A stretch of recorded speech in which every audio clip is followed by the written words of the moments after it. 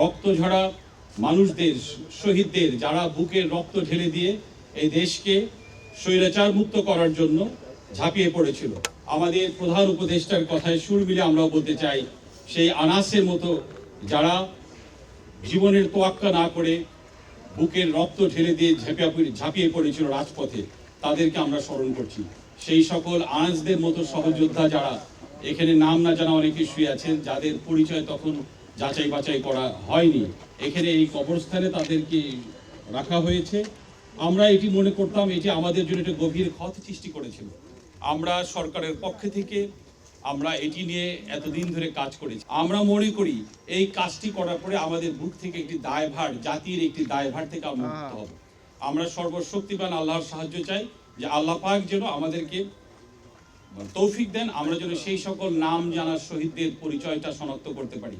The war didn't start today. We have been the last 3 months virtually coordinating with the CID and all authorities this operation, which is complex, which is quite unique, not only for the families of the victims in Bangladesh, but also for the whole Bangladesh society.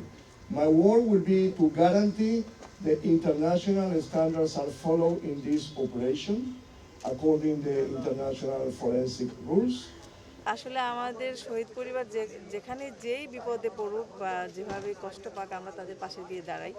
তো আমরা অনেক দিন যাবতীয় বেওয়ারিশ লাশ হিসেবে যা আছে, এখানে আমরা অনেকবার এসেছি, এটা নিয়ে আমরা রাজপথে গিয়েছি।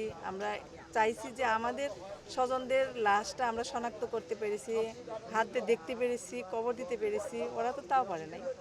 ওরা এখন আসে এক এক কবরের পাশে যায় দাঁড়ায় যে এটাই মনে হয় আমার সন্তানের লাশ, বা এটাই মনে হয় আমার হাজব্যান্ডের লাশ। যারা স্বজনহারা মানুষ আছে তারা যেন প্রত্যেকেই তাদের আমরা আশাবাদী যে আজকে যেভাবে তারা লাশ উত্তোলন করবে এবং ডিএনএ টেস্ট করে তা যদি তারা তাদের স্বজনদের ঠিকানা পায়, এবং তারা চাইলেও আমরা ওনাদের ব্রিফিংয়ে অনেক সন্তুষ্ট, যদি চায় তারা তাদের লাশকে, এই ডেড বডিকে তারা নিয়ে তাদের নিজস্ব বা পারিবারিক কবরস্থানেও চাইলে তারা দাফন করতে পারবে।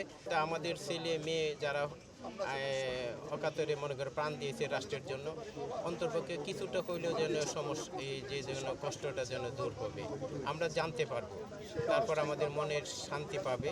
এটি আমি এবং আমার সারা বাংলাদেশে দেশবাসীকে কাছে তাদের জন্য দোয়া করব এবং শহীদের জন্য দোয়া করব। জানি না আমার সেই দুনিয়াতে আমার মিরাজের সাথে দেখা হয় কি না। আমার দৃঢ় বিশ্বাস আমার মিরাজের সাথে সেই দুনিয়া দেখা হবে। তাই আমি আপনার মাধ্যমে দেশবাসীর কাছে আমাদের শহীদদের, যারা নাকি এই গণহত্যা চালে আমাদের সন্তানকে বুকে থেকে কেড়ে নিয়েছে, আমরা আপনাদের মাধ্যমে রাষ্ট্রের কাছে সঠিকভাবে যাতে বিচারটা হয়